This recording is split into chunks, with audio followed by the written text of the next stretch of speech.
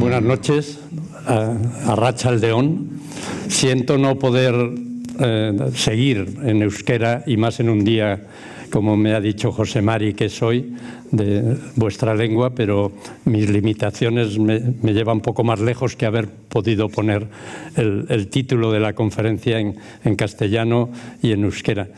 Y os doy las gracias por la presencia aquí hoy y a los organizadores por haberme invitado. Siempre es un gusto poder venir a Guipúzcoa, al País Vasco, y estoy muy contento de contribuir además a la labor que hace Zarauzon de difusión de la ciencia. Y hemos acordado conjuntamente hablar de este tema. Vamos a hablar del cambio climático, pero desde una perspectiva tocando algo general, pero muy enfocada a esos efectos que tiene el cambio climático en lugares tan singulares como donde hay hielo, en los polos, en las montañas, en los glaciares en general. Entonces, vamos a hablar desde esta perspectiva. Y para hablar de ello, creo que es bueno empezar diciendo esto, que es algo que los negacionistas del cambio climático actual a veces utilizan como argumento para decir que no hay cambio climático, que cambio climático lo ha habido siempre en la Tierra, y es verdad. Los geólogos sabemos bien que desde hace muchísimo tiempo, muchos millones de años, en la Tierra el clima ha cambiado, igual que otras muchas cosas. Los continentes han cambiado de posición, el nivel del mar ha estado cientos de metros más alto, más bajo, y esto ha variado a lo largo de los 4.600 millones de años de edad que tiene nuestro planeta, que es un planeta dinámico y sometido a los cambios. Entonces, el clima en el pasado geológico de la Tierra ha sido muy diferente. Vemos aquí los últimos 66 millones de años de la historia de la Tierra. Aquí está la actualidad, aquí el final del Cretácico y el comienzo del Cenozoico, que es la etapa que abarca todos estos periodos, y se puede ver arriba temperaturas más cálidas, menos presencia de hielo, y abajo más frío, más hielo. Y a lo largo de este Cenozoico el clima pues ha ido teniendo fluctuaciones, pero en general la tendencia ha sido a enfriarse. Si lo miramos a esta escala, incluso el periodo actual es relativamente fresco respecto a lo que hizo en estos periodos anteriores. Y se ve aquí situado como hace unos 37 millones de años es cuando en la Antártida empezó a haber una glaciación de tamaño continental muy considerable. Tardó mucho más en el Ártico, en Groenlandia, como vemos es por aquí, entre el Mioceno y el Plioceno, para llegar a la actualidad. Entonces, de etapas ya dentro de este periodo que es el Cuaternario, en el cual estamos, y que se ha caracterizado por la alternancia de etapas glaciares frías e interglaciares cálidas. Reconocemos de esas etapas glaciares, la última de ellas, hace unos 20.000 años, la erosión que nos ha dejado el hielo, estos valles en forma de U que tenemos en nuestros Pirineos, en Ordesa, en muchos lugares, o que aquí vemos en el valle de Yosemite, en California. Esta roca es granito, durísima. Esto es el Capitán, ¿no?, que tiene unos 1.000 metros esta pared de desnivel, y cómo el hielo, el glaciar, ha labrado este característico valle Nu. O estos circos que también hay en muchas de nuestras montañas, aquí el Circo de Gredos, con las lagunas de origen glaciar, como muchas de los Pirineos. En el propio Nueva York, estas rocas en el Central Park las ha traído el hielo hace 20.000 años, de lugares muy lejanos, porque este tipo de rocas no lo hay aquí, igual que la erosión no lo hay en el entorno cercano de donde está la ciudad hoy en día, que entonces no existía, evidentemente. Todas estas rocas aborregadas y con signos de estriaciones provienen de esos cambios anteriores. Yendo a etapas ya posteriores al último máximo glaciar, ese de los últimos 20.000 años, se entró en una etapa posglaciar más cálida en general. Y cuando ya empezó una etapa que podemos considerar posterior a esta influencia directa del hielo es lo que llamamos el Holoceno, que tiene 11.700 años. Dentro de estos 11.700 años vemos, aquí está la edad, la edad en miles de años, 11.000, 10.000, 8.000, hasta la actualidad, que ha habido etapas más cálidas, como este óptimo climático hace unos 7.000 y otro a 4.000 y pico años, incluso en la época romana, hace unos 2.000 años, fue una etapa relativamente cálida que facilitó el desarrollo del Imperio Romano. También hubo una etapa, después de una etapa más fresca, en la época medieval, en lo que se conoce como el óptimo climático medieval, con el cual coincidió la proliferación de enfermedades, la peste negra.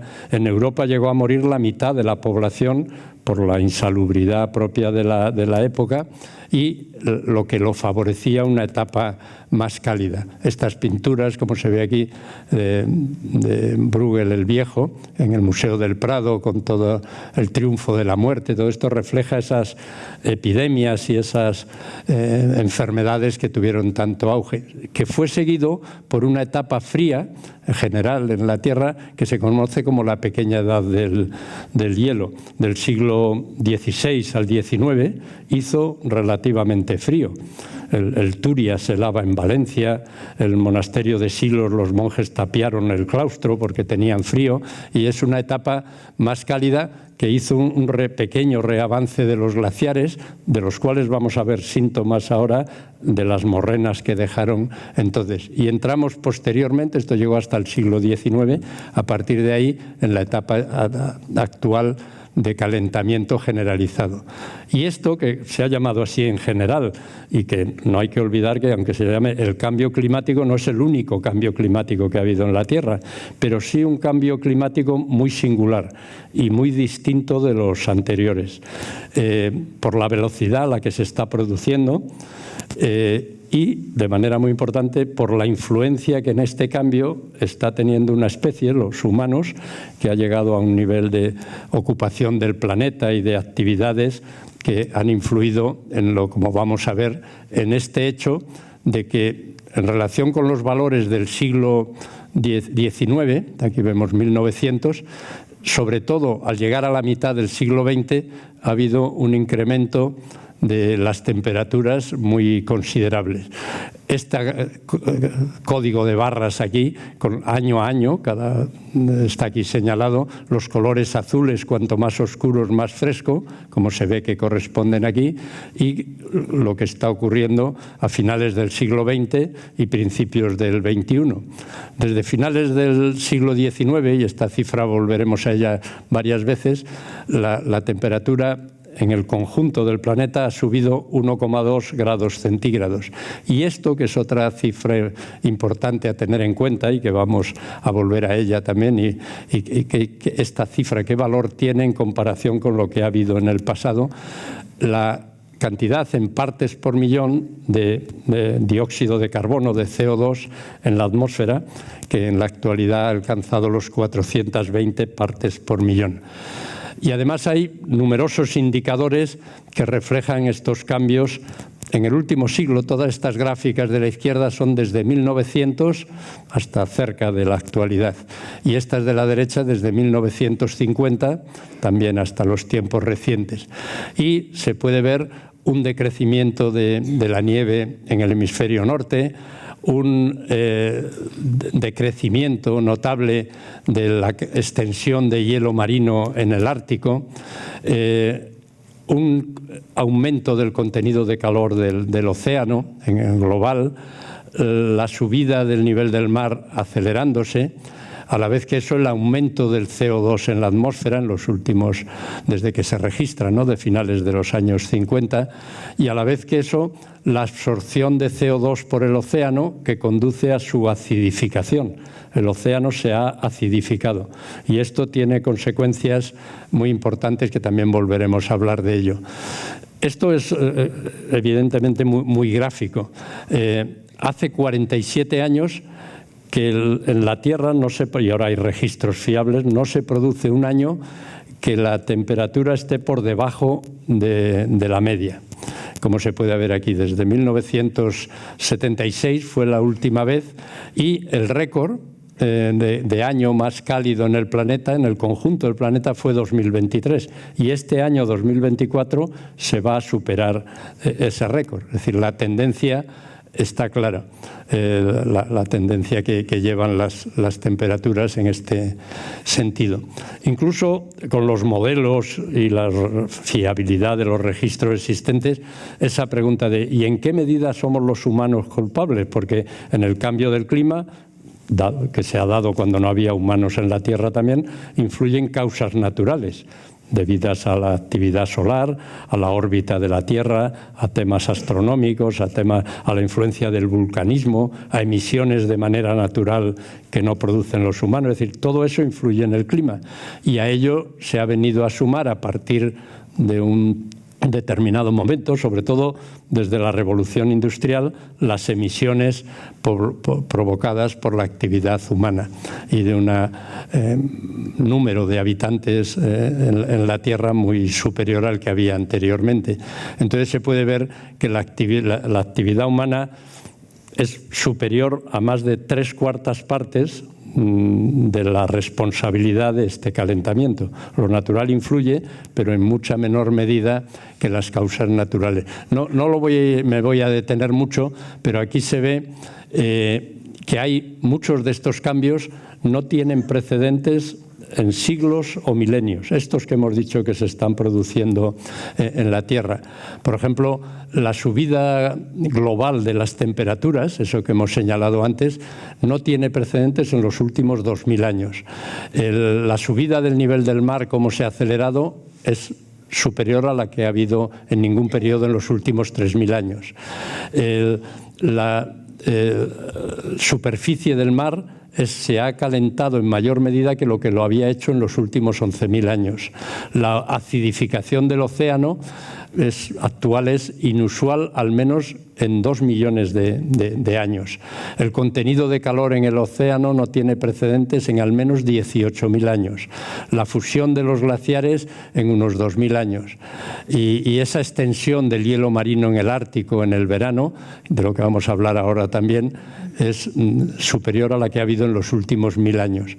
Incluso en qué medida los humanos somos contribuyentes o los máximos responsables se puede ver en este gráfico. Esta información viene del informe último del Panel Intergubernamental del Cambio Climático. Las flechas que están en rojo, que corresponden a las mismas posiciones donde están estas cosas que hemos dicho, indican aquellos fenómenos que se están produciendo, aquellos cambios en los que los humanos somos el mayor responsable, y las amarillas en las que somos contribuyentes. Y se puede ver cómo la disminución del hielo, aquí se refiere al aire, ¿no?, las temperaturas, al calor en el océano, a los cambios en tierra, cómo somos en una medida muy considerable los mayores responsables. Y este lugar, el Panel Intergubernamental para el Cambio Climático, es el lugar más recomendable para ir a obtener información. Si alguien quiere ver detalles, le recomiendo entrar en la página web del IPCC, se localiza fácilmente en cualquier buscador. Parte de los documentos están en español, otros en inglés, pero hay cosas en español, muchas figuras, y el IPCC emite estos informes como media cada 7 años, no ha sido exacto, y el último de ellos, el sexto, ha sido en 2022. Hace unos volúmenes independientes sobre las bases físicas del cambio climático, qué cambios ha habido, qué impactos y qué adaptación se requiere y qué vulnerabilidad existe ante esos cambios, y otro dedicado a la mitigación del cambio climático. Y luego un informe de síntesis, incluso puesto en un lenguaje adecuado para quienes tienen que tomar las decisiones, porque esto lo hace un panel de científicos, pero no es a los científicos a los que nos corresponde tomar las decisiones, a los responsables políticos y a los representantes de la sociedad, ¿no? Este IPCC se creó en 1988 y es la fuente más fiable porque no emite opiniones, sino que reúne todo lo que se publica en el mundo en lugares acreditados y lo pone junto y lo compara, porque a veces las investigaciones son de cuestiones muy específicas, ¿no? Y en estos informes, incluido el último, pero la tendencia general y lo que ha constatado de manera más relevante toda esta trayectoria del IPCC es que indudablemente la atmósfera y el océano se han calentado, que el volumen de hielo ha disminuido y de nieve, que el nivel del mar se está elevando en esas tasas que hemos dicho, que las concentraciones de CO2 no han tenido precedentes al menos en 800.000 años y una confirmación de que los humanos somos la causa preferente, en mayor medida que las causas naturales. Y todo esto nos lleva mucho al tema del que vamos a hablar aquí, ¿no? Porque, entre otras cosas, ese aumento de las temperaturas en la Tierra no es uniforme, no se han calentado igual todas las regiones del mundo. Aquí se ve de 1970 a 2019 los grados en que se ha producido el calentamiento. Azules, tonos azules serían lugares que se han enfriado, amarillos, marrón claro, lugares que se han calentado en una medida moderada, por encima ha habido calentamiento pero moderado, y los colores más oscuros se ve que están precisamente en zonas polares, en el Ártico y en sectores de la Antártida. Aquí se ve muy bien como en estos otros 50 años esta zona de Alaska, Canadá, esta de Siberia, la Antártida Occidental, la península Antártida, se han calentado más de 3 veces por encima de lo que lo ha hecho la media del planeta. Se ha calentado hasta valores de 3 grados, 3 grados y medio en algún caso. Y el IPCC atiende también a las perspectivas de futuro, los modelos, hacia dónde vamos, y según el IPCC, y hay varios modelos, según qué escenarios planteemos de comportamientos de la humanidad, reducir emisiones en mayor grado o menos, pero vemos que todos los modelos indican que dentro del siglo XXI, en el que ya estamos, como sabemos, todos tienden al calentamiento. Incluso esta gráfica, que esta corresponde, está con amarillo, ¿no?, al lado de la línea roja, corresponde a cómo sería el comportamiento del calentamiento si cesasen todas las actividades humanas, todas las emisiones, todo el transporte, si parásemos la aviación, la industria. A pesar de eso, el calentamiento seguiría, porque lo ya emitido se va a mantener siglos, incluso en la atmósfera. Pero los escenarios son muy distintos si se toman medidas o no. Si no se tomasen medidas a finales del siglo XXI, eso que ahora ha sido 1,2 grados centígrados de aumento desde el siglo XIX, podría llegar a estar entre 4 y 5 grados si no actuamos, ¿no? Y este IPCC ha marcado un límite de seguridad inicialmente en 2 grados centígrados, luego se bajó a 1,5, de un umbral que si se pasa de él los problemas serán muy considerables. Y esto es lo que constituyó en 2015 el Acuerdo de París, tomar un acuerdo internacional de no superar esos valores, que equivaldría a no superar las 450 partes por millón de CO2, esas que ahora hay 420. ¿Y por qué esas cifras del Acuerdo de París? ¿Por qué 2 y 1,5 y por qué no 2,5 o 4 o 0,5, ¿no? Esto no es por casualidad, es porque en ese límite, 1,5 mejor y si no 2, es un umbral que si se supera va a haber un importante riesgo de una pérdida grande de hielo en la Antártida, sobre todo. Y esto va a tener consecuencias muy considerables en la subida del nivel del mar. Si no pasáramos de 1,5 grados, aquí se ven los escenarios para varios siglos, no solo el año 2100, el 200, aquí están los 4 siglos siguientes, hasta el año 2500, no se pasaría de valores de 4 metros de subida del nivel del mar o bien de 1 metro de subida del nivel del mar si se mantienen esos valores de no alcanzar el 1,5 grados, cosa que va a ser materialmente imposible porque estamos en 1,2 y se va aumentando constantemente, ¿no? Y esta subida del nivel del mar es una de las consecuencias más claras del cambio climático y que tiene mucho que ver con el hielo y con las zonas polares, pero no exclusivamente, porque más calor hace que el océano se dilate también en mayor medida y eso también es un factor que contribuye. Pero el nivel del mar ha subido ya 20 centímetros, está asegurado que va a subir 30 centímetros más y los escenarios a partir de ahí serán diferentes si se sigue el Acuerdo de París de no superar esas temperaturas o si no se hace nada, ¿no? Pero para esto, en tiempos recientes, se han modificado y tenido en cuenta unos modelos que consideran en mayor medida de lo que se hacía antes la fusión dinámica de los casquetes en la Antártida. Esto quiere decir, la Antártida la vemos así, ¿no? Actualmente. Si le quitáramos el hielo, la Antártida no sería un continente con esa misma forma. Es como un archipiélago de territorios emergidos y habría zonas inundadas por el mar porque están por debajo del nivel del mar. La Antártida tiene muchas costas que son acantilados de hielo, que no es la roca, y que el hielo está apoyado en el fondo del mar, como vamos a ver ahora. Y en esas zonas de la Antártida que ocurre eso, el equivalente a lo que se podría desmantelar y ser altamente vulnerables, esos procesos que tendrían lugar, equivalen a unos 20 metros de subida potencial del nivel del mar. Y algunas de esas zonas están empezando a fundirse, como vamos a ver.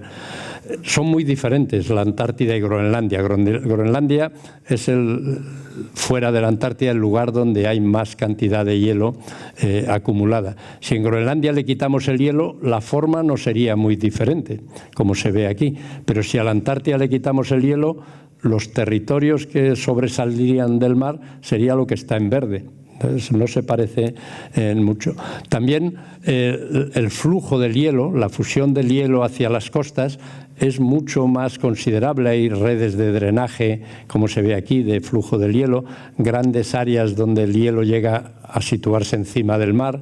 En cambio, en Groenlandia, este flujo es mucho más moderado, porque son muy distintos los dos polos, que es donde está la gran mayoría del hielo.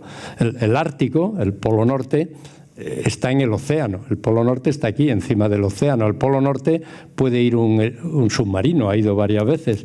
Tiene 2, 4, 5 metros de grosor de hielo y se rompe el hielo y se está en la superficie. Y debajo hay una considerable profundidad marina. Entonces es un océano rodeado de continentes, donde Groenlandia sí tiene un espesor que supera los 3.000 metros de grosor de hielo. Pero la Antártida es lo contrario. Es un continente en el que el hielo no es el hielo del mar. Este que está en el Ártico es el mar helado, digamos. En la Antártida es hielo sobre un continente. Es corteza continental y las temperaturas son mucho más bajas en la Antártida que en el Ártico. En la Antártida se han llegado a medir menos 89,2 grados centígrados de temperatura. En el Ártico las temperaturas más bajas, en Siberia, no bajan de menos 75 más o menos. Es decir, la Antártida, el Polo Sur, que está por aquí, está a unos 2.900 metros sobre el nivel del mar. El Polo Sur, aunque es una planicie, está a la altura de las cumbres de los Pirineos aproximadamente. Entonces, es una situación muy distinta. Y el hielo, entre otras cuestiones, no solo tiene ese efecto de que al fundirse provoca subida del nivel del mar y estas cuestiones que hemos comentado, sino que el hielo es un registro extraordinario y único en la Tierra de las condiciones del pasado. Sobre todo en la Antártida, que el grosor medio del hielo en la Antártida, en todo el continente, que son unos 14 millones de kilómetros cuadrados, es como 28 veces España de tamaño. La media de grosor son unos 2 kilómetros y hay lugares que el grosor llega casi a 5 kilómetros, 4.800 metros en vertical. Claro, ese hielo en principio era nieve, eran los copos de nieve que se acumularon, se acumuló más encima, se fue presionando y esa nieve ha dejado incluidas burbujas del aire que había cuando se producían las nevadas. Entonces, si sondeamos ese hielo, podemos llegar a obtener hielo de mucha antigüedad, ahora vamos a hablar de cuánta, y en ese hielo además se encuentran el aire que había en aquel momento, que pueden llegar a ser, ya os adelanto, varios centenares de miles de años. Vemos qué composición tenía la atmósfera de entonces. No había humanos entonces haciendo emisiones, pero sí había en la atmósfera CO2 y metano, todos esos gases de efecto invernadero. Es una información extraordinaria que se ha obtenido en sondeos en numerosos lugares de la Antártida, entre los que destacan estos tres. La base rusa Vostok fue primero, luego el domo C, el domo Fuji y un sondeo que está ahora en marcha, que comentaré. Precisamente el domo Fuji es un sondeo japonés en Tokio, cerca de Tokio, en el Instituto Polar Japonés. Aquí están, para que os deis idea, en esa zona, que son unos 3.200 metros de grosor de hielo. Todo el resultado del testigo de hielo está cortado en cajas de medio metro. Son, claro, casi 7.000 cajas de medio metro. Parte se deja en la Antártida in situ y parte se lleva aquí en unas cámaras frías enormes que están unas a menos 30, otras a menos 50 grados, donde se extrae ese aire, se analiza, pero es una labor muy laboriosa y de mucho tiempo. Aprovechando que hoy venía a Zarautz, he estado en la Universidad del País Vasco, en Leioa, en un laboratorio que tienen allí de un grupo de investigación de Ikerbasque, en el cual tienen una cámara fría, como esta cámara fría en Japón tiene unos 300 metros cuadrados, es como una casa muy grande. De allí es pequeño, de unas... serán 30 metros cuadrados, una cosa así, 40 quizá, pero con esta misma finalidad. Y hay un grupo aquí en el País Vasco, en la universidad y en Ikerbasque, que está estudiando estas cosas y conectado con grupos internacionales, incluso alguna de las análisis que hacen es sobre muestras de estos testigos polares. Pues bien, en la Antártida, el hielo más antiguo que se ha sondeado y el más antiguo conocido hasta ahora en el mundo es aquí, en el domo C, se llama, al lado de una base ítalo-francesa, que son estos dos edificios, que se llama Concordia. Aquí está la tienda de la torre de perforación, los laboratorios, y como se ve aquí, el hielo ya ha obtenido todo el testigo, unos 3.100 metros de profundidad, tiene 800.000 años de antigüedad. Ese es el hielo más antiguo que se ha analizado, y a la vez las burbujas de aire y las temperaturas, que es esta gráfica negra del centro, desde la actualidad hasta hace 800.000 años, cómo ha cambiado la temperatura. El CO2, ¿no? Las partes por millón, esas que hoy en día son 420, pues cómo lo han sido a lo largo de 800.000 años. El metano, que es un gas de efecto invernadero de gran importancia, cómo ha variado. Hoy en día hay casi 2.000 partes por billón, aquí se mide en billones anglosajones, que son distintos que los que usamos nosotros, son miles de millones, digamos. Es decir, está en menor cantidad, pero el metano tiene una gran importancia. Y lo que se ve aquí es que en 800.000 años no había pasado de 300 partes por millón el CO2, como se ve aquí arriba. Ninguno de estos picos de las etapas interglaciares cálidas, como lo es la actual, no había pasado de 300 y estamos en 420 y aumentando. El metano no había pasado de 800 partes por billón y estamos en casi 2.000. Esto es algo que contextualiza, nos pone en qué lugar tiene importancia esos valores que hemos alcanzado. Y todavía más esto.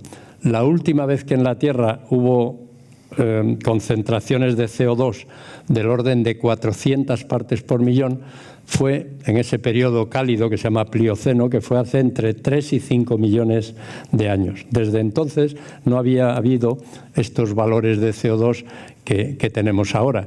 Y el hielo, como se ve aquí, pues obtenido hasta ahora son 800.000 años. Lo anterior se sabe de manera indirecta por sedimentos en el fondo marino, microforaminíferos, microfósiles que dan idea de qué temperatura había en aquellas aguas, etcétera. Pero el extraordinario registro que da el hielo de poder obtener aire es único, ¿no? Y en particular en la Antártida, porque en Groenlandia, aunque hay un espesor grande, 3.000 metros, el hielo no pasa de 150.000 años, tiene menos de 150.000 años. Entonces hay mucha resolución, pero no se llega a estas cifras de antigüedad.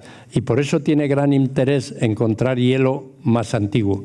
Y ya está localizado. Esto en azul son los lugares de la Antártida donde se cree, con mucha fiabilidad, porque hoy en día hay muchas fuentes de información fiable, que hay hielo de más de 1 millón de años, quizá de 1,5 millones incluso. Y aquí, cerca del domo Concordia, a pocos kilómetros, a unos 30 kilómetros del anterior sondeo, se está haciendo, desde hace 5 años, pilló la pandemia y esto tuvo retrasos, se está haciendo un nuevo sondeo que se llama Más allá de Épica, para buscar el hielo más antiguo en la Tierra, que se cree que va a tener entre 1.200.000 y 1,5 millones de años, y que este año, en este momento, el año pasado, se superaron 1.800 metros de profundidad de perforación. El lecho rocoso se sabe que estará a 2.750, y este año acaba de empezar la campaña en la Antártida, ahora el verano, empieza ahora en noviembre, diciembre, hacia el mes de marzo, abril, se espera concluir este sondeo, que es un proyecto europeo con 8 países involucrados y que va a dar una información de enorme interés para estos temas. Entonces, aquí vemos eso que he dicho, ¿no? En 800.000 años no se pasó de 300 partes por millón de estos gases que provocan efecto invernadero, en el caso del CO2, ¿no? En 2016 se llegó a 400. Hoy en día, ya en 2024, estamos en 420. Y estos son los escenarios. En el año 2100, aunque las emisiones se reduzcan, va a haber unos 550 partes por millón. Y si no se hiciera nada, en el año 2100 habría del orden de 900 partes por millón. Entonces, eso, que no había pasado había alcanzado 400 partes por millón hace 3 millones de años, por última vez, pues estamos ya en ese escenario. Incluso sabemos, por los estudios geológicos, lo que pasó en el Plioceno, cuando hubo esas concentraciones de CO2, naturalmente mantenidas en el tiempo, no puede ser una cosa puntual, pues la temperatura en la Tierra subió unos 3 grados, pero se sabe que en las zonas polares subió más del doble, subió unos 7 grados. Es decir, que igual que antes veíamos que donde más se ha calentado la Tierra es en el Ártico y en la Antártida. También pasó eso en el Plioceno. Las temperaturas, las subidas se amplifican en las zonas polares, porque la presencia de hielo tiene esos efectos. Y sabemos que en el Plioceno, con esas condiciones, pues el mar en la Tierra subió unos 20-22 metros aproximadamente. Todo esto nos lleva a colocar en su justa medida cuáles son los escenarios hacia los que podemos ir si no se toman actuaciones. El hielo, en este sentido, es una fuente, como decíamos, extraordinaria de información. Y donde está el hielo, sobre todo, es en la Antártida. Por ese grosor que decíamos y esa extensión, más del 90% del hielo está en la Antártida. En Groenlandia, un poco más del 8%, y el resto del hielo que hay en la Tierra está en estos lugares tan escénicos y que nos resultan tan atractivos, en el hielo continental patagónico, ¿no? en las cordilleras montañosas, que no tienen un papel, lógicamente, tan importante para la subida del nivel del mar, pero sí un impacto considerable, como vamos a ver, en los ecosistemas y en los pobladores de esas zonas. Por eso, el conjunto del hielo en la Tierra, en todas las unidades donde está, que es lo que se llama la criosfera, ¿no? La criosfera, igual que se llama la litosfera, la parte rocosa, ¿no? O la atmósfera, la parte gaseosa. La criosfera es el conjunto del hielo, tanto en los casquetes de hielo como las plataformas, como el hielo marino, como los glaciares, como los lagos y los ríos helados, la nieve también entra en la criosfera, el hielo que hay en el terreno, el permafrost, que esto es un tema de gran importancia. Y por eso el IPCC, en este último informe y en muchos estudios como este estado de la criosfera, estos dos son del año 22, se presta una atención creciente a qué está pasando con el hielo, qué escenarios puede haber y qué consecuencias. Y quizás el hielo, y por esta subida del nivel del mar conectada y por otros aspectos, uno de los elementos que remarcan más que esta toma de medidas para mitigar el cambio climático por la acción humana, lo que podemos mitigar, porque la órbita de la Tierra no la vamos a cambiar, ni la inclinación del eje, ni la actividad solar, pero esa parte que es mucha, que sí depende de la actividad humana, es urgente el prestarle atención. Este aspecto, el mar helado, eso que decíamos que se produce en el Ártico, pero también en la Antártida, alrededor del continente, esto es agua salada congelada, es la superficie del mar que se hiela y llega a formar millones de kilómetros cuadrados. Es algo de gran importancia para la Tierra, eso que leemos en los meses de septiembre, ¿no? Que en el Ártico llega al mínimo, que cada vez hay menos, etcétera. En la Antártida también en febrero, vamos a ver ahora. Es muy importante porque si la radiación solar, que es la mayor energía que nos llega, encuentra una superficie blanca, un mar helado en el terreno, ¿no? Zonas nevadas o heladas, se llega a reflejar hasta el 85-90%. Pero si el mar está deshelado, se absorbe prácticamente el 90% de esa energía. Se calienta el agua, se redistribuye. Si son zonas de vegetación, también es lo que se llama el albedo, ¿no? Esa reflexión, que es lo que nos hace cuando vamos a la nieve tener que ponernos gafas de sol, ¿no? Es por esas superficies. Pues en esto la evolución que está teniendo es muy distinta en el Ártico a lo que corresponde la gráfica azul y esta línea. Desde 1978-79 es cuando hay estos datos, porque es cuando empezó a haber satélites con órbita polar que nos daban la información fiable. En la Antártida iba creciendo el hielo marino incluso hasta el año 2016, que se ha empezado a producir un descenso grande. Sin embargo, en el Ártico es mucho más notable la pérdida. Aquí se ven, en el mes de septiembre siempre cuando se llega al mínimo de superficie de mar helado, ¿no? El mínimo anual. Este año 2024 fue el 11 de septiembre, hace un par de meses y medio. Y la superficie que había ese día es lo que está aquí en blanco.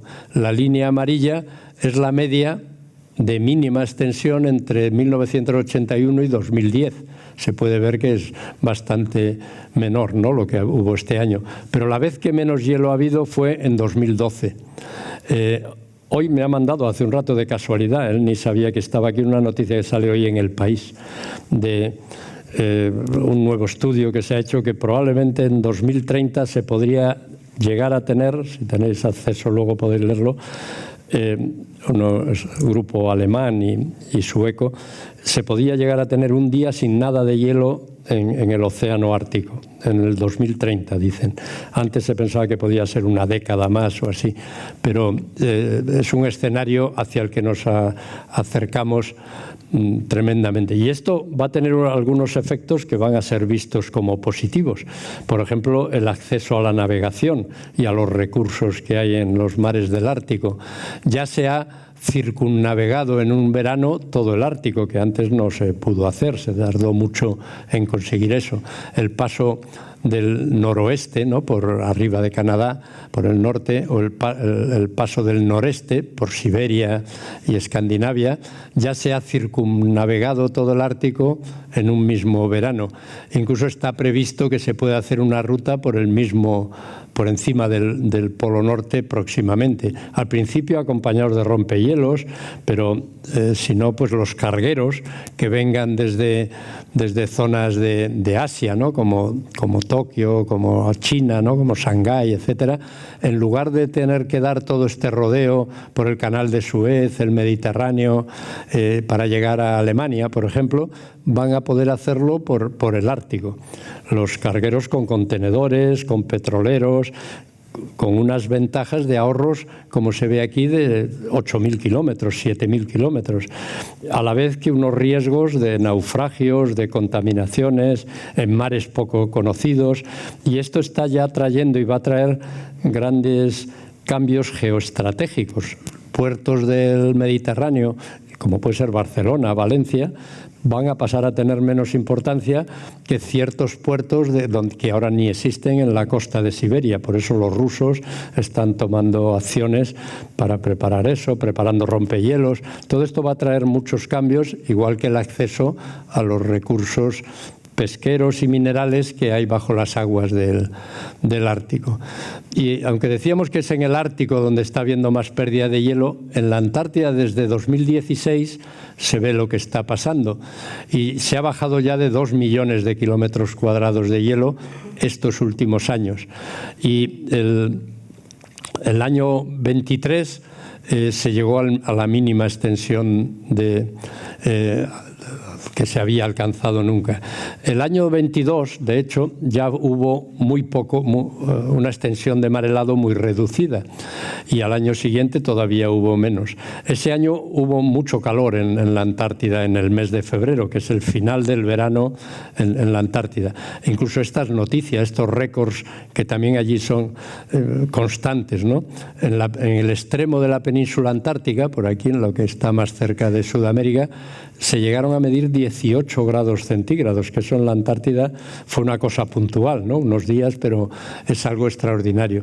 Y por eso no es casual que ese año 22, esta expedición que buscaba los restos del Endurance, probablemente conocéis la historia de Shackleton, de aquel navegante, ¿no? Entre 1914 y 16, que ya se había alcanzado el Polo Sur por Scott Amundsen, pero quería llegar a la costa antártica y cruzar toda la Antártida pasando por el Polo Sur y salir por el otro lado donde lo recogería otro barco.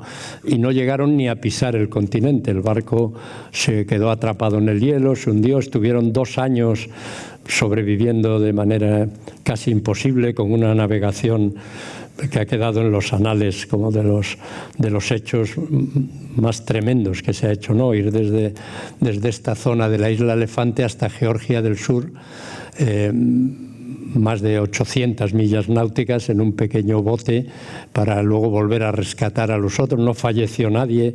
Todo aquello que vivió su buque, que se hundió, ha sido localizado. Verán en internet, hay ahora mismo varias películas que acaban de estrenarse, documentales, porque con un robot submarino se ha encontrado en estado perfecto. No se va a extraer porque se destruiría prácticamente, pero se han encontrado restos incluso allí. Y esto que hablamos, que atrapó al Endurance, es el mar helado. Esto es lo que pasa en la Antártida cuando acaba el verano, hacia el mes de marzo, abril, mayo. El mar se va helando, se forman estos rosetones y se termina quedando de esta manera. Y se hielan millones de kilómetros cuadrados. En verano se deshiela buena parte. Y esto que vemos aquí, que es para lo que he puesto esta foto, esto no es el mar helado, esto es hielo que viene del continente, es lo que se llaman las plataformas de hielo. Si uno funde esto es agua dulce. Y de estas plataformas de hielo es de las que se desprenden los grandes icebergs, ¿no? Los grandes témpanos. Esto es el mar helado y esto es la plataforma de hielo con a veces más de 100 metros de escarpe de hielo por encima del nivel del mar. Pero esto que estamos viendo aquí no es la propia plataforma, es un iceberg, un témpano que se ha desprendido de la plataforma Larsen, que está por aquí, que tiene, para que hagamos una idea de lo que puede alcanzar, 160 kilómetros por 70 de tamaño superficial y 200 metros de grosor, y que se desprendió en julio de 2017. Estos témpanos, aquí, esta plataforma de hielo, en el año 2002 90 kilómetros por 100 kilómetros. En un mes se desmanteló de esta manera, ¿no? Esto no contribuye a subir el nivel del mar. Esta noticia que sale en el periódico incide en esto, porque es un hielo que ya está flotando o apoyado en el fondo, es como un cubito de hielo en un vaso. Pero tiene un efecto muy importante, que es que al desaparecer esto se aceleran los glaciares que hay por detrás, que esos sí que están apoyados en el continente. Y en la Antártida, plataformas de hielo de este tipo las hay, y muy grandes. Estas tienen más de 400.000 kilómetros cuadrados, casi el tamaño de España, tiene 500.000 kilómetros cuadrados. Todas sumadas suman 2 millones de kilómetros cuadrados de plataformas de hielo. Es como 4 veces el tamaño de la península ibérica. Estos son los frentes de las plataformas de hielo, que a veces están flotando y a veces apoyado en el fondo. Y de ahí se desprenden los fragmentos, que a veces son tan perfectos como este, ¿no? Es sorprendente la perfección, ¿no?, de las grietas que han dejado esta forma, pero que luego sucesivamente se van erosionando con el oleaje, se voltean, y sabemos que esos témpanos por debajo del agua, que por lo que no contribuyen mucho a la subida del nivel del mar, solo va a contribuir lo que se funda esto, porque esto ya está ocupando un volumen, ¿no?, y que son un peligro para la navegación extraordinario, ¿no? Y aquí vemos lo que está pasando, sobre todo en la península antártica, pero también en las zonas de la Antártida Oriental y sobre todo aquí. Este es el sitio que más preocupa de la Antártida, la zona de estos glaciares Thwaites y Pine Island. Y no es solo porque haga más calor y el hielo se funde en superficie, es porque las aguas están más calientes y se meten por debajo y hay pérdida de hielo abajo, y la línea de apoyo va retrocediendo. Eso es lo que puede provocar ese desmantelamiento muy repentino, importante, y que pueda superar lo que dicen los modelos. Porque la Antártida la vemos así, decíamos, el polo sur estaría por aquí, ¿no?, a casi 3.000 metros. Pero si le quitamos el hielo, estas son las cosas que hoy en día se pueden hacer con la información que existente, sería esto lo que tenemos. En la Antártida hay cadenas de montañas soterradas bajo el hielo. Toda esta zona de aquí, que es esa que digo que es la que más preocupa, es porque está por debajo del nivel del mar.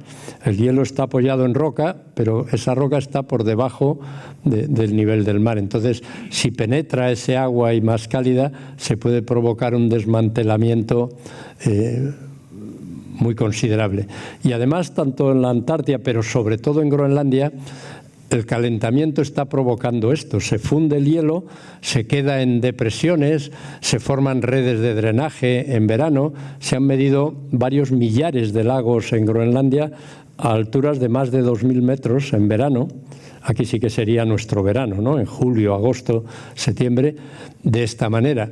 Además, el agua fluye, se cuela por sumideros y provoca que puede llegar a la base de los glaciares, contribuir a acelerar su flujo. Incluso en la periferia de los glaciares se emerge ese agua, que hace que los glaciares deslicen más fácilmente, y es agua dulce, que cambia las condiciones de salinidad y de los ecosistemas marinos circundantes, y que afecta a las corrientes marinas y a los movimientos del agua. Y esto ha sido un cambio de los últimos años. Se sabía que siempre que hay algo de agua líquida bajo los glaciares, en los Alpes, ¿no?, muchos habréis visto en el Himalaya ríos que salen de debajo de los glaciares, pero se creía que esto no era tan así en los glaciares polares, glaciares fríos. Pero hoy en día, en este primer estudio, están contabilizados más de 400 lagos de tamaño considerable. En un trabajo reciente de hace un par de años se han contabilizado 675 lagos bajo el hielo de la Antártida y 64 en Groenlandia. Hay mucha más agua líquida debajo de los casquetes polares de la que antes se pensaba. Incluso hay redes de drenaje que circulan el agua por bóvedas que tienen más de 300 metros de altura. Aquí se ve la Torre Eiffel, que tiene 300 y pico metros, y que desaguan algunos de esos lagos, se vuelven a helar. El lago más grande conocido se llama Vostok, como el sondeo en la base rusa, porque está en la vertical de uno de esos sondeos que se ha hecho. Pues bien, todo este efecto del hielo, del océano congelado, de la llegada de este agua dulce, tiene una influencia muy grande en la circulación global, ¿no? Lo que se llama la circulación termohalina. Todos los motores fundamentales de toda esta circulación de las grandes masas de agua son como cintas transportadoras. Están en la Antártida, aquí en el mar de Weddell, el mar de Bellingshausen. Llegan aguas hasta el Ártico, superficiales y cálidas, se vuelven a enfriar y en profundidad vuelven a dirigirse en la otra dirección. Es algo que se estudia con mucha atención y que tiene una enorme influencia en el clima y que ya se están detectando y se prevén cambios considerables.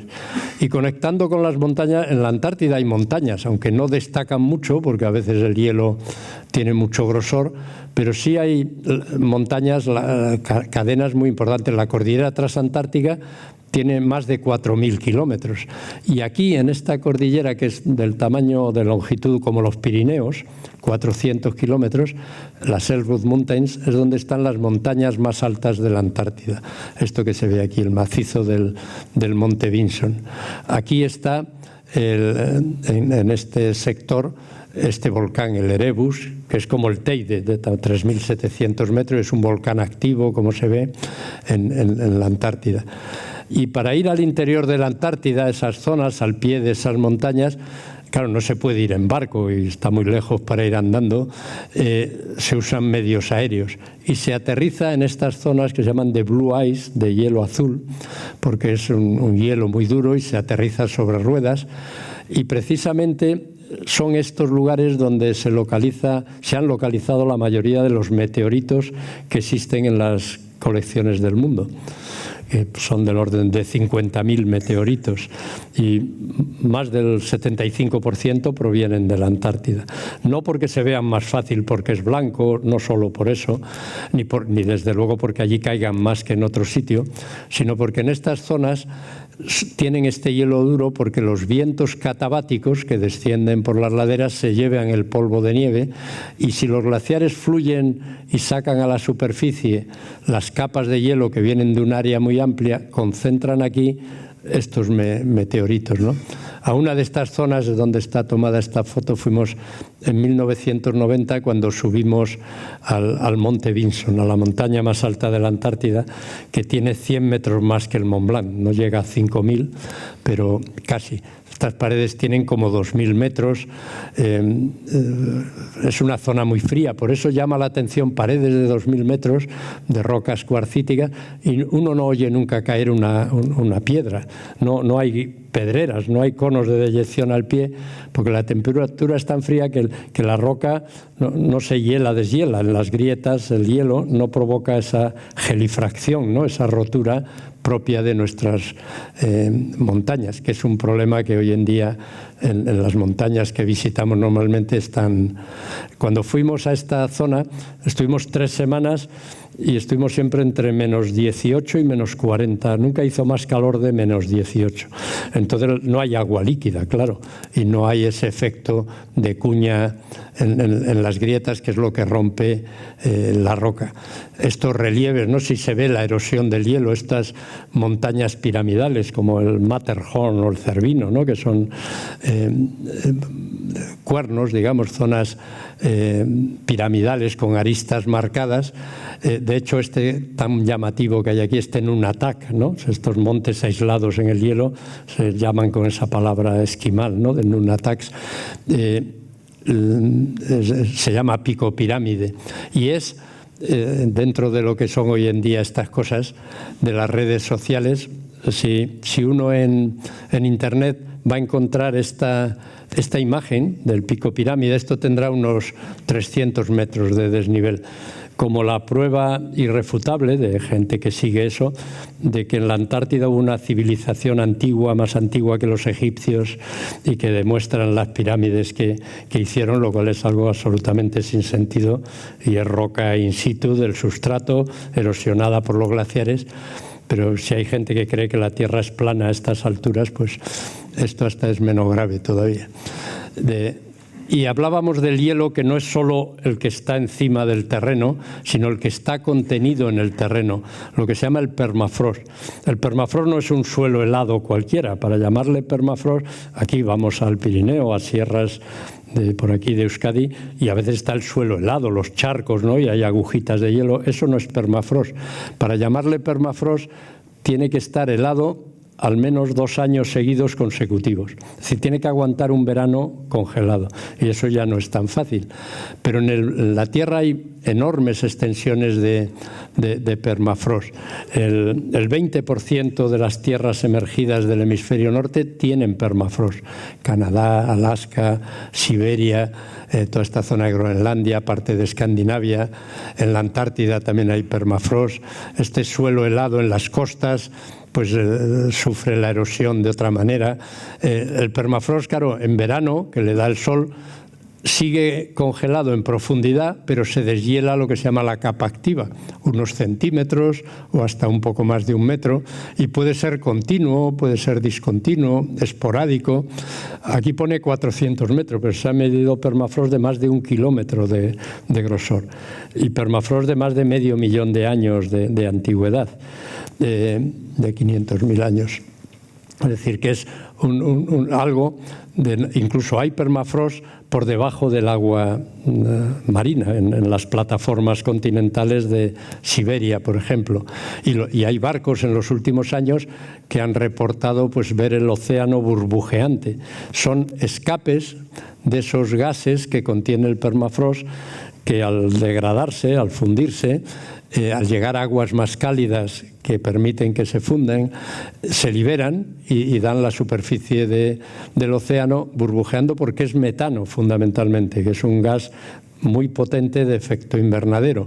Por eso el permafrost, que está constatado que se está calentando a escala global, en el Ártico, el permafrost continuo, el discontinuo, en las montañas, en la Antártida, el permafrost está teniendo una degradación. Este es uno de los aspectos que hace que todas las predicciones del IPCC en sus informes se suelen ver superadas, porque es algo que se retroalimenta. A más calor, más degradación del permafrost. A más degradación, más liberación de gases que provocan más calor. Es una especie de efecto sucesivo, además de los problemas locales que produce, hundimientos del terreno, encharcamientos en esas zonas de la capa activa. Estos hinchamientos y deshinchamientos en la Antártida nunca ha habido una población estable. Hay gente que trabaja en las bases, científicos, gente que se ocupa de logística, pero no ha habido nunca en la historia una población nativa. Pero en el Ártico viven unas 4 millones de personas en la zona ártica estrictamente. Y hay ciudades, hay carreteras, hay trenes, hay cada vez más oleoductos, gaseoductos, y el terreno cuando se hiela pues se hincha, se deshincha y se provocan derrames o crean... Claro, por aquí no podemos ver un tren de estos de alta velocidad que conocemos circulando. Además de los problemas a los pobladores que allí viven para moverse con sus rebaños, con motos de nieve. Estaban acostumbrados a ir por los ríos helados y ahora están deshelados, tienen que dar rodeos. Los osos con menor hielo en el mar, además, y esta situación, pues van a nuevas zonas y crean problemas en ese lugar. Es decir, todo esto en estos lugares donde está el hielo en mayor medida, y es lo que más efecto tiene para el nivel del mar, que son la Antártida sobre todo y el Ártico. El Ártico en mayor medida por la rapidez del calentamiento que está teniendo, pero luego tenemos los glaciares de montaña. Eso que decíamos que significan poco, pero para muchos que somos aficionados al montañismo tienen una importancia especial, pero también para quienes viven al pie de las montañas. Proveen agua en la temporada seca para los ecosistemas del pie de esta cordillera. En el mundo, en glaciares no polares, hay unos 200.000 aparatos glaciares más o menos en el mundo. Esto es una cifra variable porque a veces un glaciar se divide en dos porque otro desaparece, ¿no? Es una cifra aproximada. Y todos juntos sería una superficie como 1,5 veces España, más o menos, ¿no? Y este volumen de agua, si todos estos glaciares de montaña se fundieran, no llega a medio metro de subida del nivel del mar en la Tierra. Que eso, aunque sea considerable, es menos del 1% de lo que sería la Antártida y Groenlandia, ¿no? Pero estos glaciares de montaña, en la última década, en los últimos 10 años, están perdiendo masa de hielo de una manera sin precedentes. Desde que hay registros y observaciones no se ha visto. Hay una serie de glaciares de referencia monitorizados, controlados, y de ahí provienen estos datos en diversas zonas del mundo. Aquí se ve a finales del siglo XX y principios del XXI en diversas zonas. Esto es, por ejemplo, en los Andes, ¿no? En 45 años estos glaciares en esta zona de los Andes han perdido el 46%.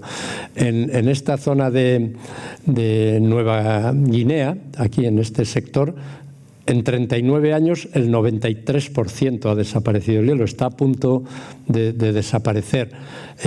Aquí vemos en este otro lugar del Himalaya, ¿no? El 9%, aquí en menor medida en 39 años. O el Kilimanjaro, que ha perdido el 71% en 32 años. El Kilimanjaro es un caso muy especial porque esta montaña, cuyo nombre significa montaña que brilla en el lenguaje de los suahilis que viven en esta zona, pues tiene glaciares en la parte superior, no es nieve aquello, es hielo, es un volcán. Este estado tenía en 2002, que es cuando yo subía aquí a estas fotos, son de entonces, no esta, que esta la he tomado de otro lado, esta montaña que está en África, muy cerca del Ecuador. En este siglo ha sido muy estudiado y hay un artículo que muy seriamente ve desde 1912 a 2011, es decir, un siglo, cómo ha ido siendo el retroceso glaciar en ese hielo en la parte de la cumbre del Kilimanjaro, que ha perdido el 85% en 100 años. De 11,4 kilómetros cuadrados ha pasado a 1,76.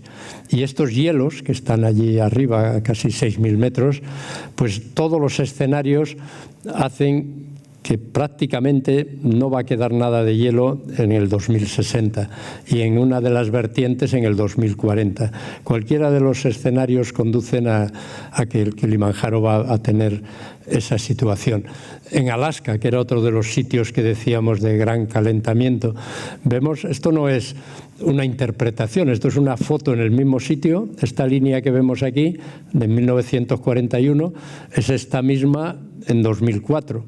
63 años después, ¿no? Los líquenes no han tenido aún tiempo de colonizar la roca hasta donde la ocupaba el hielo. Entonces, aquella montaña es esta misma, esta montaña de aquí es donde llegaba el hielo 63 años antes, esto en Alaska.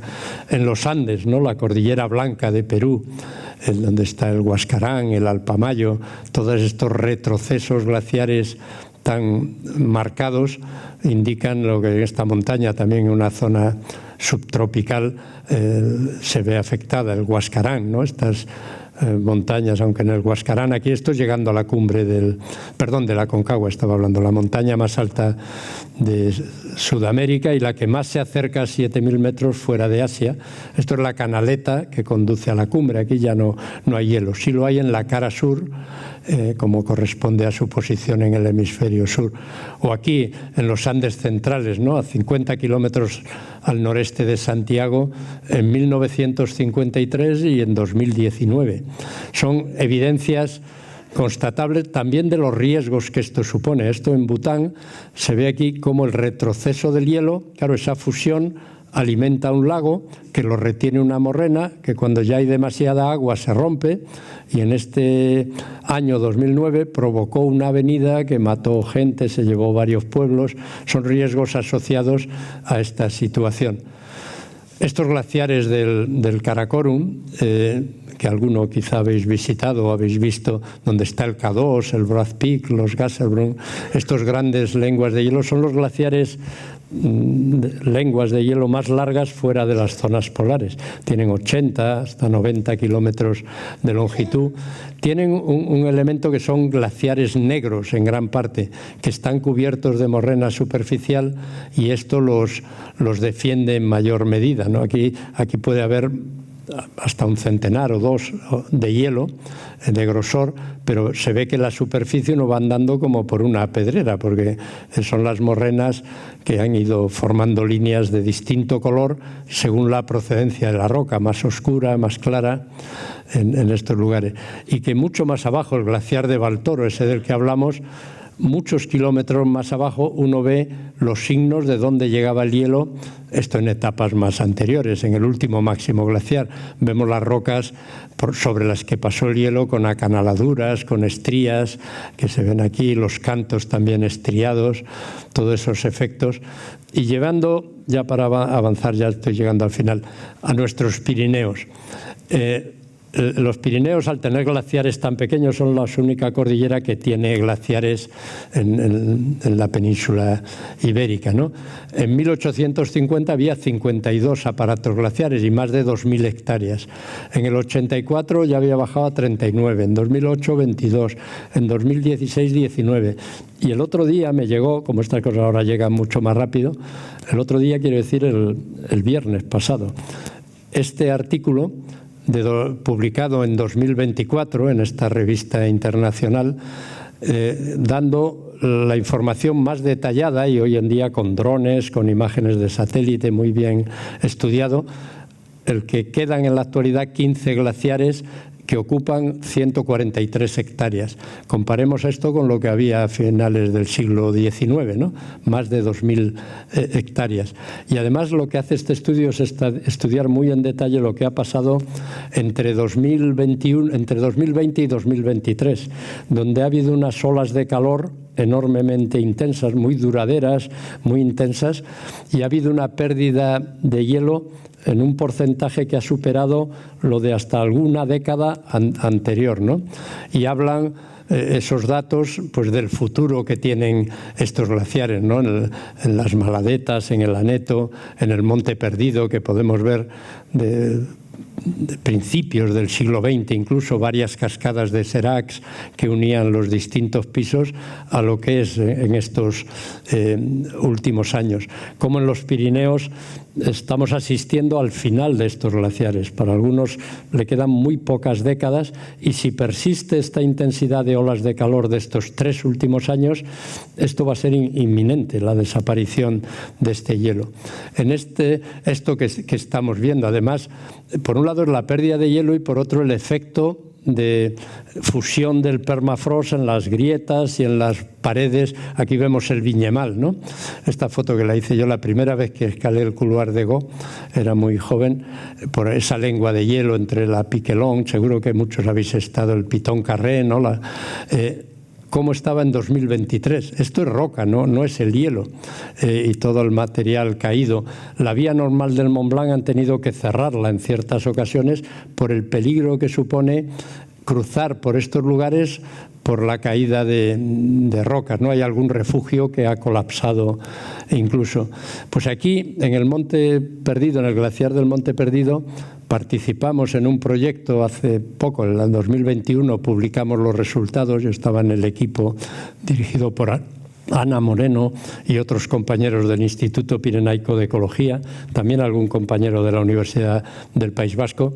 El objetivo era ver si este hielo, este glaciar que va a desaparecer pronto, había desaparecido en ese óptimo climático medieval, si allí había desaparecido incluso en el óptimo climático de la época romana, y ver qué edad tenía el hielo. Y para eso pues sacamos testigos de hielo y se analizaron muchos aspectos geoquímicos, biológicos en el hielo. Y se llegó a esta conclusión: este glaciar no había desaparecido en los periodos cálidos de la época medieval. Tampoco desapareció en la época romana, que fue cálida, pero va a desaparecer muy próximamente. Esto era por recordaros algo, y si alguien está interesado que busque información. El año que viene, el 2025, las Naciones Unidas ha declarado que va a ser el Año Internacional de la Preservación de los Glaciares. Vamos a ver muchas noticias, lo que traen consigo estas cosas a veces un poco artificiales, ¿no? Porque también han creado, no solo para el año que viene, que va a ser el primero, el 21 de marzo, el Día Mundial de los Glaciares. Eso que hay ahora, que todos los días son el Día Mundial de 10 o 20 cosas, ¿no? De los agentes de seguros o de lo que haga falta. Pues también va a haber de los glaciares. Pero este tema sí que va a hacer llamar la atención sobre la importancia del hielo y de la pérdida de los glaciares, que poco se puede hacer si los glaciares, salvo intentar mitigar el calentamiento en la medida que nosotros podemos ser capaces. Y incluso se va a establecer desde el año que viene esta década de acción de las ciencias criosféricas, todo esto apoyado por las Naciones Unidas. Y la Organización Meteorológica Mundial depende de las Naciones Unidas. Y también se está preparando ya esto, que va a ser en 2032-33, falta mucho, pero esto lleva mucho tiempo organizarlo, el 5º Año Polar Internacional. Desde el siglo XIX, 1882-83, promovido por este científico austriaco, se tomó una iniciativa de unir fuerzas, todos los países motivados y interesados, en poner el foco en los polos y hacer campañas coordinadas internacionalmente y avanzar el estudio de los polos. Eso se hizo 50 años después, se hizo 25 años después, y luego se había hecho el último año polar internacional, el último en 57-58, y en 2007-8 fue el 4º año polar internacional. Este es el acto de clausura con la secretaria de la Organización Meteorológica Mundial y del Consejo Internacional de la Ciencia, y yo, que me vi metido en mucha medida en aquello, pasándole la bandera a la presidenta de algo que se creó en este año polar, que es la Asociación de Jóvenes Científicos Polares, de jóvenes que son los que les va a tocar organizar y a partir de ahí pues seguir con los temas. De esto oiremos hablar todos mucho, porque esta cuestión del calentamiento va a seguir produciéndose, va a llegar más allá del siglo XXI y van a persistir durante muchos siglos estas emisiones que ya hemos hecho y que van a afectar a las condiciones del planeta y a la pérdida de hielo. Por eso, y ya para terminar, quizá no debemos olvidar esto, la urgencia de mitigar y adaptarnos. No va a ser solo mitigar, no solo dejar de hacer cosas que contribuyen a ello, que debemos hacerlo, pero también adaptarnos, porque las olas de sequías, de calor, las inundaciones, esta foto la había puesto antes de lo que hemos visto en Valencia, los huracanes van a afectar a zonas que no afectaban, la subida del nivel del mar, el retroceso del hielo, la disminución de mar helado en la fusión del permafrost. Esta foto la tomé hace unos días del monte Fuji, que es salió hace poco en el periódico, que es la primera vez desde hace 140 años este año que el monte Fuji ha tenido su primera nevada en el mes de noviembre. Siempre la había tenido en octubre, normalmente, a veces finales de septiembre, quizá lo leísteis en el periódico, pero este año 2024, hasta noviembre, no tuvo la primera nevada, tiene más de 3.000 metros el monte Fuji. Claro, y esto, el cómo abordarlo, el cómo lo que supone, tiene mucho que ver con la población mundial. Somos unos 8.500 millones de habitantes y todos los escenarios a corto plazo indican que va a seguir creciendo. Probablemente vamos a llegar a 10.000 millones en un planeta no solo sobrepoblado, sino con actividades crecientemente impactantes. A mí en esta gráfica siempre me llama la atención y me gusta señalarlo, esto de que en el año 1800, que hace 224 años, que no es nada, en el mundo había 1.000 millones de habitantes. 1.000 millones hace 200, poco más de 200 años, y ahora somos 8.500 millones, y con esas expectativas. Pero no es solo el número, es las actividades y es también las desigualdades, ¿no? Una población que vive en niveles de bienestar y de desarrollo muy distintos, a veces en la misma ciudad y a veces en países diferentes. Unos medios de comunicación, un uso de la energía, la agricultura intensiva, la ganadería intensiva, la industria, son aspectos que no se pueden detener, pero que indudablemente indican que requiere darle una vuelta importante y requieren algo que es esencial para esto y que para ello la Antártida es un ejemplo extraordinario. Requiere unas políticas multinacionales. No vale que un país deje de emitir si el de al lado emite el doble. Entonces, eso que al final se refleja donde no hay luces. Esto es un montaje, porque no es de noche a la vez en todas partes. Pero eso que pasa en la Antártida, en el Ártico, en Groenlandia, proviene en gran medida de lo que hacemos, sobre todo en el hemisferio norte. Pero es un asunto difícil, complejo de solucionar, más fácil de detectar que de solucionar, pero de una importancia enorme, y aquí que lo hemos visto enfocado en el hielo, ¿no? en los polos, esta imagen de la Antártida, en esa información que tiene el hielo y ese terreno también que es de exploración y de aventura. Y ya esta es la penúltima, la otra solo así bonita para acabar. Esta es una foto que hice hace muchos años, mi tesis la hice en esa zona, que Juan Laredo, que está aquí, y me alegra mucho verle, ha vivido mucho en esa zona de Zuriza. Esto es desde el pico del Ácora, el valle de Roncal, Belagua, aquí a la izquierda.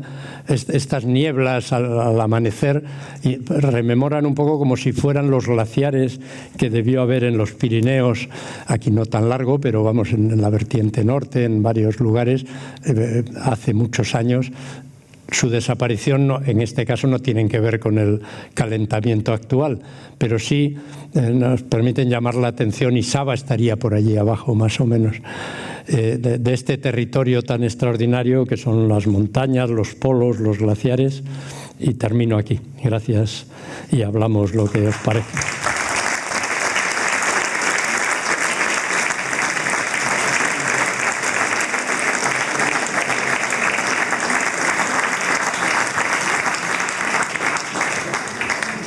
Supongo que muchos sois aficionados a la montaña, ¿no?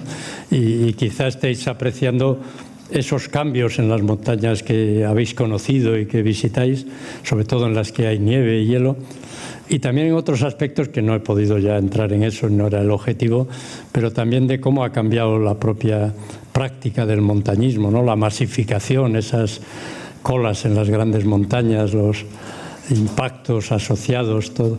Estamos en una sociedad que ha cambiado tanto en estas últimas décadas, no solo por el calentamiento, ¿no? Las redes sociales, la comunicación, que afecta mucho a todo este medio. Bai. Aurrera. Alex Iriondo, yo soy geólogo de la UPV, pero llevo 35 años en Norteamérica. Bueno, quería preguntarte, ¿cuál es el perfil de esos individuos que andan por el hielo? Tú eres geólogo, pero ¿qué otras carreras o conocimientos tiene la gente con la que colaboras? Bueno, que colaboro o en muchos casos, y otros que no colaboro, porque un aspecto, sobre todo la Antártida, quizás es el modelo, y ese comité que ha nombrado José Mari, el SCAR, ¿no? El Comité Científico para la Investigación en la Antártida, abarca todas las disciplinas científicas, reúne a todos los científicos que en el mundo investigan en la Antártida y prepara programas, no todos juntos, a veces en temáticas separadas, pero para que no haya repeticiones, colaboraciones, marcos donde los países, que son los que financian, pues puedan orientar la investigación sin repetir cosas. Y se investiga todo, se investiga desde la astronomía. La Antártida es un territorio para investigaciones de astronomía magnífico. El Polo Sur a casi 3.000 metros, con 6 meses de completa oscuridad, sin contaminación lumínica, cerca de los polos magnéticos.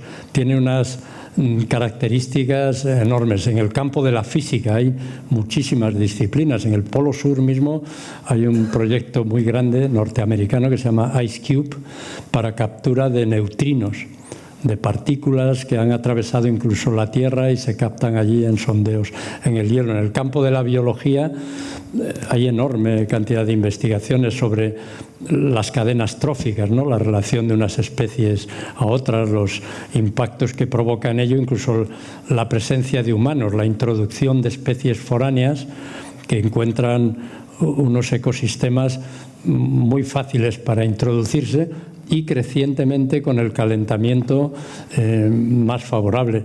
Se estudia desde la genética de esas poblaciones, la biología vegetal, animal, lo marino, lo terrestre, para un gran número de especialidades los polos, no digamos para los aspectos climáticos, paleoclimáticos, geológicos, ¿no? La Antártida, ya que tú eres de eso, la Antártida fue una pieza central, clave, en Gondwana, ¿no? El supercontinente del hemisferio sur que empezó a fragmentarse en el Jurásico. Cuando los dinosaurios ya estaban en la Tierra, África y Sudamérica estaban unidos, ¿no? Y Norteamérica y Eurasia, ¿no? Y la Antártida estaba también unida por ahí. Todo eso empezó a fragmentarse, abriéndose el Atlántico. La India viajó más de 9.000 kilómetros, estuvo pegada a la Antártida y viajó hasta chocar con Asia y levantar el Himalaya. Todo esto que parece algo ilusorio, la geología, como tú sabrás muy bien, pues lo ha constatado, ¿no? Pues la Antártida es una pieza clave. Lo que pasa es que mucha información en la Antártida de esas cuestiones está debajo de miles de metros de hielo o debajo del océano, porque los afloramientos son pocos y dispersos, pero en las zonas polares es incluso para las ciencias sociales, ¿no? Esto más en el Ártico, la historia de la exploración y de la evolución de las ideas. Es un territorio en el que se investigan muchísimas cosas y es una comunidad de miles y miles de personas. El Año Polar Internacional anterior participamos unos 50.000 personas de más de 60 países. De los países mandan buques, hay programas, el programa norteamericano es enorme. Yo he estado en la base McMurdo norteamericana viviendo y es una base, llega a haber 1.500, 2.000 personas en verano. Desde allí hacen la logística al Polo Sur con aviones, unas actividades complejas. Esos sondeos, que ha empezado ahora que va a terminar este año, pues requiere una logística muy complicada. Es trabajar allí en verano, la temperatura media donde están haciendo ese sondeo, que han empezado hace poco, es menos 35 grados centígrados. Y están trabajando allí, sacando esos testigos. Luego hay que transportarlos congelados a menos 50 grados. Son todo cosas complejas y muy laboriosas, pero que han dado y dan una información extraordinaria. Y claro, y alguien, es lógico, la sociedad que piense, bueno, ¿y por qué irse a investigar tan lejos, ¿no? Cosas. Y la respuesta a eso que yo siempre uso es el descubrimiento del agujero de ozono. En los años 80 se detectó, gracias a que desde los años 60 se estaba midiendo el ozono en la estratosfera, ahí a 20 y tantos kilómetros de altura. Uno dice, ¿qué hace esta gente mirando el ozono que hay a 25 kilómetros? Pues gracias a eso se empezó a ver que a principios de los 80 los valores de ozono iban bajando. Luego los satélites lo constataron y eso permitió detectar el agujero de ozono y prohibir los CFCs y los sistemas, los sprays, los sistemas, y gracias al protocolo de Montreal, los acuerdos de Viena, que son, entre otras cosas, los primeros acuerdos aprobados en las Naciones Unidas por unanimidad. El protocolo de Montreal y estos acuerdos para protección de la capa de ozono, porque se vio que los cánceres de piel empezaban a aumentar en el hemisferio sur y que aquello llevaba un camino, y era algo que habíamos generado los humanos, ¿no? Es algo que también ha hecho cambiar mucho la constatación de en qué medida los humanos hemos alcanzado un nivel de impactar al medio natural sin precedentes, ¿no? Con nuestro desarrollo. Entonces, la investigación en estas cuestiones, a veces básicas, como esto que estoy hablando de medir el ozono, son muy importantes y aunque no tengan una utilización inmediata, de ahí viene un conocimiento que permite acuerdos como de este tipo. Y los polos, los dos, y en particular la Antártida, son un escenario magnífico, extraordinario. Bueno. No sé si te he respondido y demasiado largo además. Muchas gracias por todo lo que nos has explicado. Lo primero, a mí una cosa que ahora mismo yo estoy personalmente muy entristecido es de lo que han hecho en la cumbre esta del medio ambiente. La COP, sí. En la COP. En Azerbaiyán, estaba ahí. Aquí hace unos años le tuvimos a Cristina Narbona, que venía de la COP de París, y bueno, pues nos habló de una serie de cosas que de alguna manera nos dieron esperanza, pero ¿cómo es posible que estemos retrocediendo en un problema tan grande que cada vez estamos más concienciados y hacemos una COP como la que hemos hecho? Me refiero a nivel mundial, porque claro, este es un nivel mundial, no es una opinión de un zarautarra, ¿no? ¿Cómo puede ocurrir esto? Hombre, pues ya estamos viendo que en el mundo y en los diferentes países y en los que más pesan están desarrollándose tendencias a veces que van en contra de estas cuestiones. Hacer una COP en la que no hayan asistido Estados Unidos, China, la India, entre el número de población que suponen y las actividades de la escala que las generan, pues ya no era posible llegar a grandes acuerdos. Mejor es hacerlo que no hacerlo, porque sigue manteniéndose la llama y la proyección de esa información. Pero la verdad es que es lamentable, como dices, y los tiempos que se avecinan con las recientes elecciones, ¿no?, en Estados Unidos y cómo está el mundo en muchos frentes no son muy positivas. Y lo que terminé diciendo, estas problemáticas requieren políticas multinacionales, requieren mirarlo como una humanidad que tiene un problema. Con el ozono se vio que era un problema inminente y de una gravedad que llevó a tomar medidas. Lo del CO2, pues la gente lo ve como para más a largo plazo, quienes lo quieren mirar de esa manera, ¿no? Pero es verdad que esas posiciones que se están desarrollando mucho, incluso de tipo negacionista, ¿no? Lo estamos asistiendo cada día, ¿no?, a manifestaciones, a decir cosas, gente responsable y que lo proyecta a otros, muy preocupantes. Hubo una época en que los rusos intentaron perforar el lago Vostok y vosotros lo parasteis porque había un peligro de contaminación cuando estaban tan solo a unos metros de llegar a dicho lago. ¿Cómo ha quedado esa perforación? Bueno, no nosotros. Los rusos tenían ese lago Vostok, se descubrió en la vertical del sondeo que se estaba haciendo, que es el que ha llegado a tener hielo de 420.000 años. Antes de ese sondeo llamado Épica, que llegó a 800.000, era el hielo más antiguo y ha sido un sondeo de gran importancia, pero se descubrió el lago y se detuvo cerca de 200 metros antes, cuando ya había hielo que venía de rehielo del lago, pero no es que lo parara nadie, lo paró, se tomó el acuerdo, incluidos los rusos en ello, de pararlo hasta que hubiera un sistema limpio de acceso, porque estos sondeos en el hielo, utilizan líquidos para poder sacar los testigos y demás, que no se rehiele el agujero, ¿no?, que si uno perfora hasta el agua, aquello se iba a derramar, y un ambiente que se pensaba que podía llevar millones incluso de años, se pensaba al principio, sin contacto con otras contaminaciones, pues era una pérdida muy importante para los microorganismos que pudiera haber, ¿no?, la contaminación.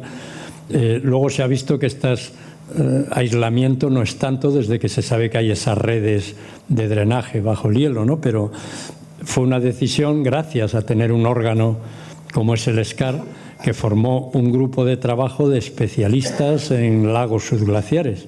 Y entonces ahí se manejaron técnicas, métodos, hacer un nuevo sondeo que no usara la contaminación del anterior, pero se terminó accediendo al lago Vostok y se ha accedido al agua y a algunos estudios relativos al mismo, y posteriormente a otros lagos subglaciares, porque ahora hay un gran número de lagos. El Vostok sigue siendo el más grande, el Vostok.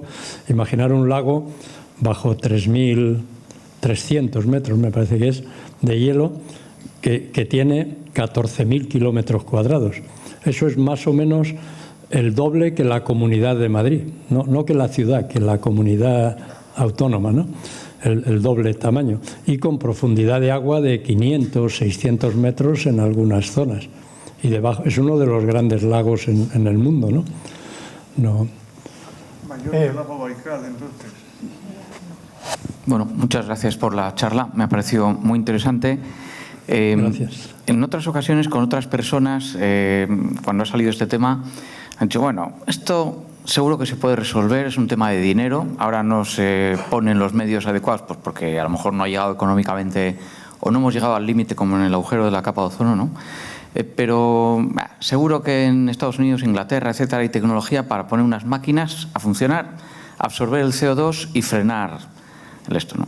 A ver, no voy a hacer la pregunta de si esto es verdad, porque yo no lo creo así, pero ¿hay algún tipo de tecnología o se atisba algún tipo de tecnología que pueda ayudar, independientemente de cuestiones de coste?